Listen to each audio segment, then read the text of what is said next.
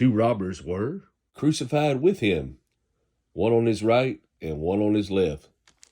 Those who passed by hurled insults at him, shaking their heads and saying, "You who are going to destroy the temple and build it in 3 days, save yourself. Come down from the cross if you are the Son of God." In the same way, the chief priests and teachers of the law and the elders mocked him. "He saved others," they said, "but he cannot save himself. He's the King of Israel. Let him come down now from the cross, and we will believe in him. He trusts in God. Let God rescue him now, if he wants him. For he said, 'I am the Son of God.'" In the same way, the robbers who were crucified with him also heaped insults on him. Jesus' death fulfills the law. The dispensation of the law ends. From the 6th hour until the 9th hour, darkness came over all the land. About the 9th hour, Jesus cried out in a loud voice, "Elo, Elo, lama sabachthani," which means, my God, why have you forsaken me?" When some of those standing there heard this, they said, "He's calling Elijah." Immediately one of them ran and got a sponge. He filled it with wine vinegar, put it on a stick, and offered it to Jesus to drink. The rest said, "Now leave him alone. Let's see if Elijah comes to save him." And when Jesus had cried out again in a loud voice, he gave up his spirit. At that moment, the curtain of the temple was torn in two from top to bottom. The earth shook and the rocks split. The tombs broke open, and the bodies of many holy people who had died were raised to life. They came out of the tombs, and after Jesus' resurrection, they went into the holy city and appeared to many people. When the centurion and those with him who were guarding Jesus saw the earthquake and all that had happened, they were terrified and exclaimed, "Surely he was the Son of God." Many women were there, watching from a distance. They had followed Jesus from Galilee to care for his needs. Among them were Mary Magdalene, Mary the mother of James and Joseph, and the mother of Zebedee's sons. Jesus buried.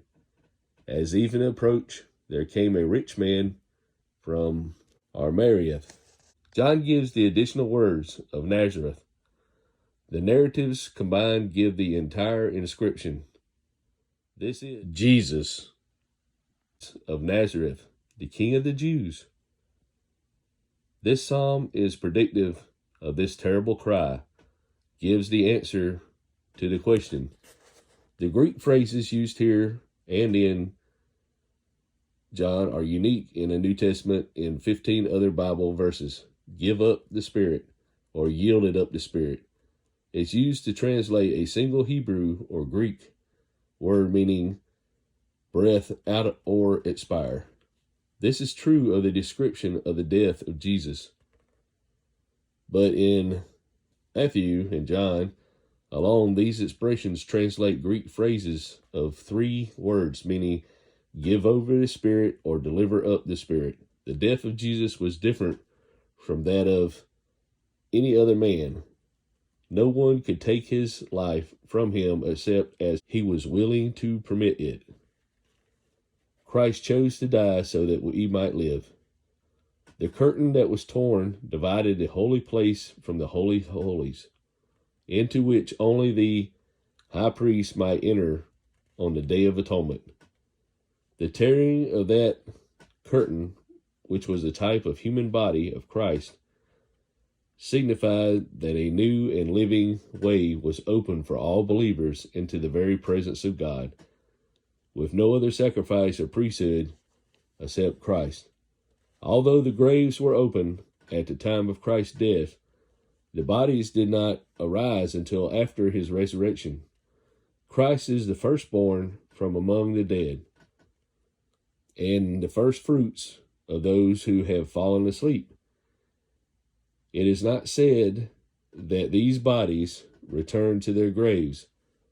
The wave sheaf typifies the resurrection of Christ, but it would appear from the symbols used that plurify is implied, it was a single kernel of wheat that fell into the ground at the crucifixion and entombment of Christ. It was a sheaf which came forth in resurrection. The inference is that these saints went with the risen Christ into heaven.